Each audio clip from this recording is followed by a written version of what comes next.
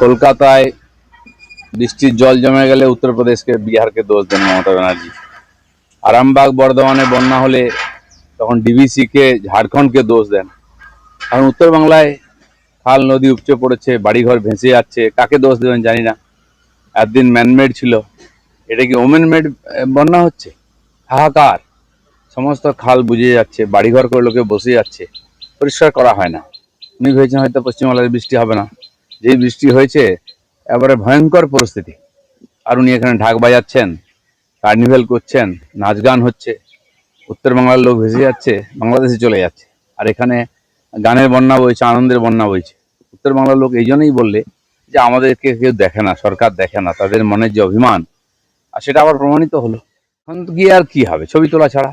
যা হওয়ার তো হয়ে গেছে, ভেসে গেছে মানুষ। কত মানুষ ভেসে গেছে সেটা এখনো খবর নাই। 2-3 বছর আগে আমরা দেখেছিলাম ঠিক এই সময় বিসর্জনের সময় দুর্ঘটনা ঘটেছিল। নদীতে বিসর্জন দিতে গিয়ে হরপা বানে বহু লোক ভেসে গেছিলেন, তখনও অন্য লোককে দোষ দেওয়া হয়েছিল। সরকার কোনো ব্যবস্থা নেয় না, ঘটনা ঘটে গেলে কারো ঘাড়ে চাপিয়ে দেওয়া হয়।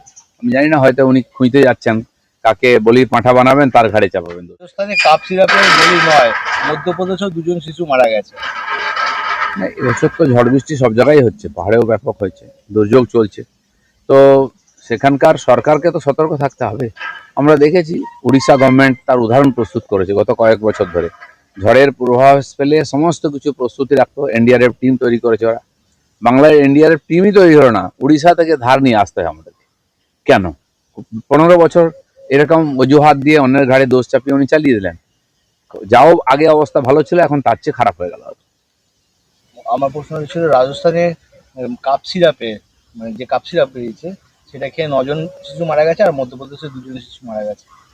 দেখুন, এই ধরনের ভেজাল ওষুধ, ভেজাল জিনিস বহু জায়গায় হয়, তার জন্য বোর্ড আছে, তারা দেখে, কখনো বেরিয়ে যায়। এখানে বিষ মদ খেয়ে লোক মারা যাচ্ছে, সেই জন্য সরকারের এ ব্যাপারে যথেষ্ট সতর্ক থাকা উচিত, যাতে এই জিনিস না হয়। তখন কোন কোম্পানি কে তৈরি করছে, আমাদের এখানে ভেজাল দুধ থেকে আরম্ভ করে ভেজাল ওষুধ সব পাওয়া যায়, বাংলাদেশেও চলে যাচ্ছে, ধরাও পড়ে। তো আমার মনে হয় আরও কড়াকড়ি আইনও করা উচিত, সরকারের নজর দেওয়া উচিত। বাংলা খবর, আপনার রাজনীতি, আপনার আওয়াজ।